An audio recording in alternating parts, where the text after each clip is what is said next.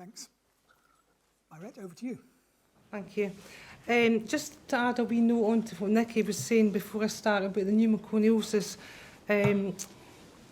sometimes the symptoms take 30 years to kind of present themselves.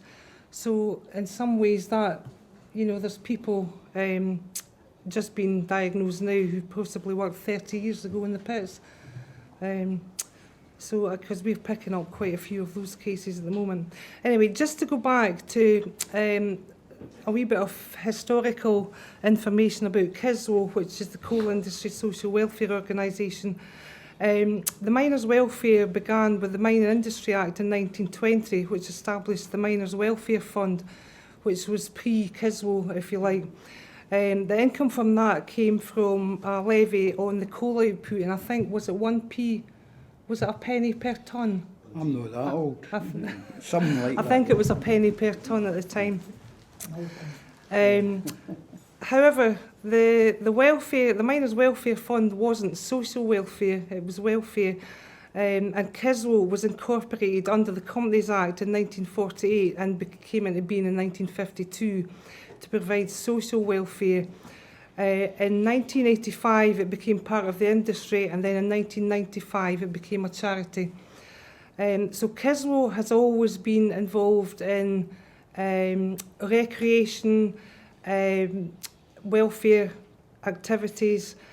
They used to run, this was pre my time, they used to run all sorts of activities for the miners: bowling, boxing, they'd have gala days, so a whole range of activities. And in some ways, because of the decline of the industry, that's all kind of fallen away, unfortunately, which I think is a shame. However, some of the other schemes that were around were the rehabilitation services for miners. They were set up in 1942, and they were set up at the time because I think the pits recognised the wastage of manpower from the coal industry through injury and sickness and wanted to do something about that. So rehabilitation centres were set up throughout Scotland. The kinds of conditions that were being treated in the rehabilitation centres were nystagmus, which I hadn't actually heard of until I'd been reading about it recently, and I spoke to Nicky about it, and it was an eye condition called the Glennie Blink. Is that right? Yeah. I hadn't heard of it, and I've not come across it in the 10 years that I've worked with CISWO, but that was one of the conditions. Rheumatism was another, pneumoconiosis, and paraplegia, which was rife. When I started working 10 years ago, I think I had about half a dozen clients who were paraplegic. I've got one left now, but that was a very common complaint years ago within the industry. And there were specific activities held for the paraplegic clients, which must have been quite nice to be involved in, I think, because there was people were all still included within the industry, no matter what their disabilities were. The convalescent homes was another activity that was set up, and there were several throughout Scotland. There's only 2 remaining now, one in Fife and one in Gullen. I believe the Gullen one was set up later than some of the other ones. And those 2 homes, as they're called now, holiday homes, are still used for all the former mine workers and their families in Scotland.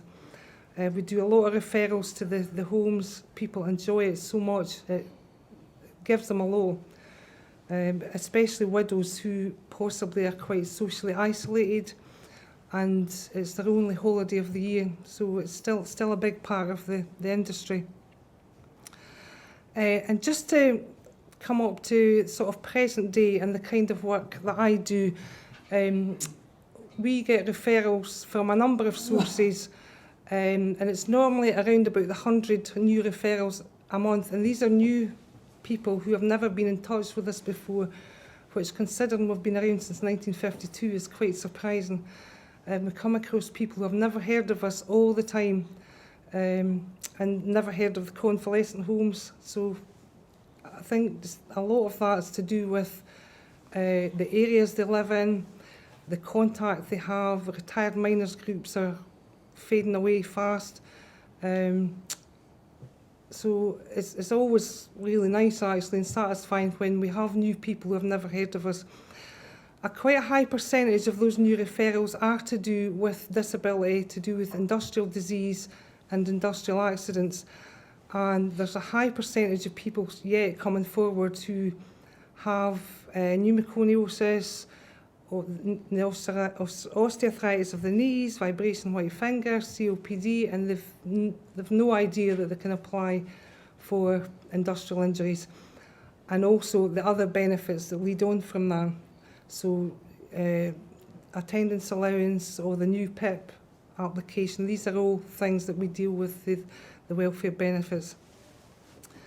The impact on, I think Nicky's mentioned that already, about the impact on the families of a person having industrial disease is immense.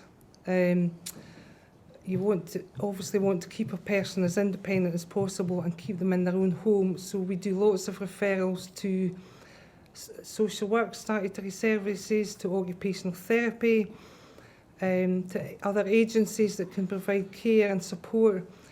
And it is all about keeping the person at home and keeping them independent. I think that's really all I want to say on that, but I welcome any questions that you might want to ask me.